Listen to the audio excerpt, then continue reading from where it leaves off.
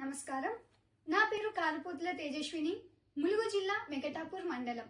గత ఎన్నికల్లో తెలంగాణ రాష్ట్రంలో కాంగ్రెస్ పార్టీ అధికారంలోకి వచ్చాక అమలు పరిచే 6 గ్యారెంటీలను ప్రకటించింది.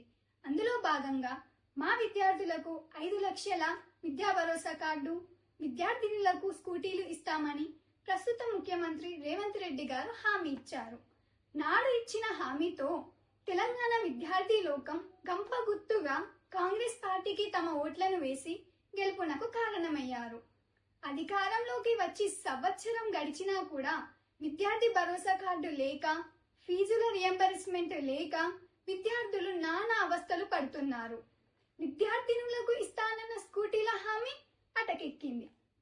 ముఖ్యమంత్రి గారు, మీరు ఇప్పటికైనా స్పందించి విద్యార్థులకు ఇచ్చిన హామీలను నెరవేర్చి మాట నిలుపుకోవాలని విద్యార్థులు కోరుతున్నారు.